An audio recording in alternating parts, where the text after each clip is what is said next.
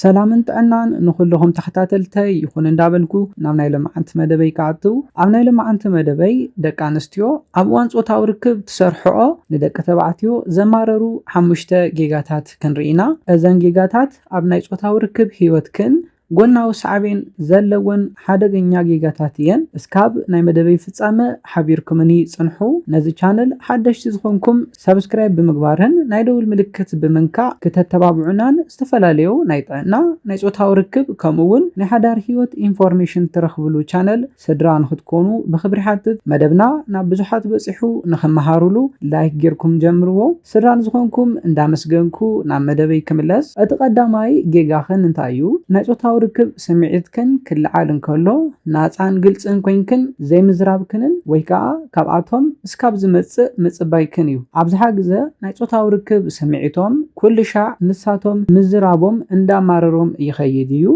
ብፍላይ ድማ እዚ ነገር እዚ ንንውሕ ዝበለ ዓመታት ክቕጽል እንከሎ ናይ ጥፋኣተኝነት ስምዒት ክስምዖም ዝገብር ልምዲ እዩ ስለዝኾነ ካሊእ ጓል ኣንስተይቲ ንዕኡ ዘለዋ ናይ ጾታዊ ርክብ ስምዒት ናፃን ግልጽን ኮይና ክትነግሮን ከላ ክሰዓረላን ክሽወደላን ይኽእል እዩ ካብዚ ብተወሳኺ ድማ ደቂ ተባዕትዮ ስምዒት ከንብቡ ዝኽእሉ ረቦታት ኣይኮኑን ስለዝኾነ ንስኺ ናይ ጾታዊ ርክብ ስምዒትኪ ከም ዝተለዓለ ጾታዊ ርክብ ክትገብሪ ከም ዝደለኺ ከይነገርክዮ ንስምዒትኪ ስለ ዘይተረድአ ጥራሕ ክኸፍአኪ የብሉን ንኣብነት ደው ኢልኪ ስምዒትኪ ከም ዝመፀ ጾታዊ ርክብ ክትገብሪ ከም ዝደለኺ ከም ቀልዲ እንተነጊርክዮ ኣይኮነን ካሊእ ጓል ኣንስተይቲ ይትረፍ ክርኢ ኣሻብ ከም ዝመፀ ከይፈለጥኪ ክመጽእ ይኽእል እዩ እቲ ካልኣይ ጌጋኽን ድማ ኣብ እዋን ጾታዊ ርክብ ብመልክዕኺ ወይ ከዓ ብቅርፂ ሰውነትኪ ዝስምዐኪ ዘየድሊ ጭንቀት እዩ እዚ ምጭናቕ ድማ በቲ ጾታዊ ርክብኩም ሕጉስትን ከይትኾንን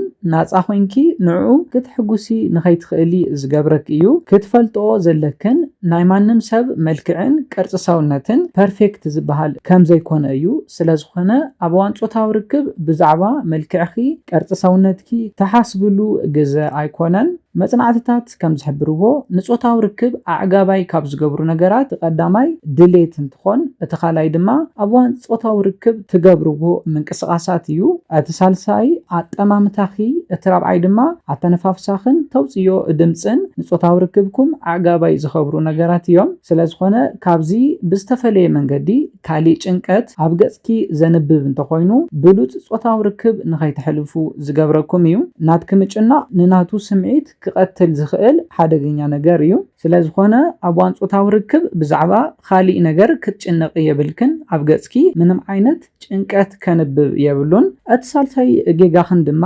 ንሓዱሽ ሓሳብ ድልዋት ዘይምዃንክን እዩ ካብ ግዜ ናብ ግዜ ደቂ ተባዕትዮ ክገብሩ ዝደልይዎ ናይ ጾታዊ ርክብ ዓይነት ክፈላለ ከም ዝኽእል ክትፈልጣ ኣለክን ቅድሚ ሕዚ ጌርኩሞ ዘይትፈልጡ ናይ ጾታዊ ርክብ ናይ ፖዚሽን ዓይነት ንኽትገብሩ ክሓተኪ እንከሎ ክትሓፍርን ክትደናገጽን ንዕውን ክትደናግጽዮ የብልክን ኮይኑ ግና ኣብዚ ክትፈልጥኦ ዘለክን ቅድሚ ሕዚ ዝተዛረብክዎም ኣብ ጥዕና ጎናዊ ሰዓቤን ዘለዎም ናይ ፖዚሽን ዓይነታት ንዕኡ ክትሕጉሲ ኢልኪ ክትገብሪ የብልክን ንኣብነት ብመቐመጫ ዝግበር ናይ ጾታዊ ርክብ ብኣፍ ዝግበር ናይ ጾታዊ ርክብ እዘን ክልተ ናይ ጾታዊ ርክብ ናይ ፖዚሽን ዓይነታት ኣብ ጥዕና ጎናዊ ሰዓቤን ስለ ዘለወን እሺ ክትብላ የብልክንን ኮይኑ ግና ካብዚአን ወፃኢ ዝኾና ጥዕናዊ ጉድኣት ዘይብለን ፖዚሽናት ንምልማድ ክትፈርሓ የብልክንን ሓድሽ ነገር ክለምድ ምድላዩ ስለ ዝጸልአኪ ወይ ከዓ ስለ ዝሰልቸኽዮ ኣይኮነን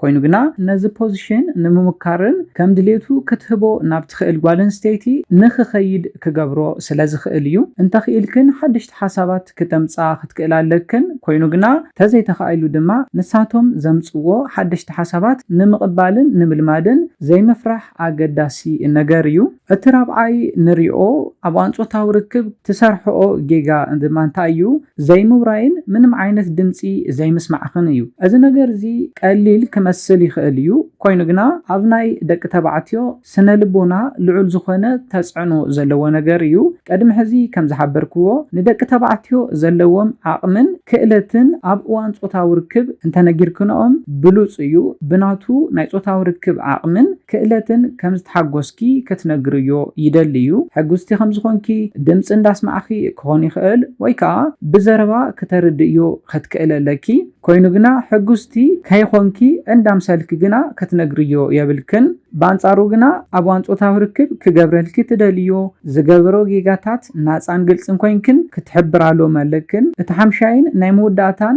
ابوان صوتاو ركب تسرحو جيغاد ማህሪ እንተለና ደቂ ተባዕትዮ ኩልሻ ንጾታው ርክብ ክገብሩ ድልዋት እዮም ዝብል ሓሳብ ክትሓስባ ይብልክንን بركز بزح سراح زي بلومن من أسياتن دك تبعتين تخوينهم أبزح جزء نيصوتها وركب سمعيت كهلو ميخاليو كوينو جنا أبناي سراح صوتي نزلو بعد جزاخي كل شيء نيصوتها وركب دلو يويلكي كتحسبي يبلكن كوينو جنا أنت زي حاليو حزون يسألك يو مالت هيكونن نيصوتها وركب سمعيت أنت حاليكي قدم هزي جيركيو زي تفلتي نسمعيتو كلا على زخيل من قصقاسات بمقبار نسخون نسمعيتكي كتعجبي ناتو نايصوتاو ركب سمعتون نخلعال كتجبري تخليخي كنتقاللون كلنا اذن حمشته ابوان صوتاو ركب تسرحو جيجاتات بمطفاءن بمقناسن عقباي زخونه صوتاو ركب كتجبرو تخليخم نزيله نايلمعنت مدبي بزكزازم كم نايلمعنت مدبي زخونه حدش ነገር كم زحاسكم تسفا يجبر نزي channel سبسكرايب بمقبار كتتابعونا بخبري حتت مدبنا نابزحات سبات بصيحو تمهرتي وصدلو لايك شير مقباركم يترسعو حساب ريتون تهاليكم بكومنت سيكشن حساباتكم قلسوا لي بخالي مدب بخالي حساب اسكام نراخب سلام انتعنا نخلاتنا يعني اللي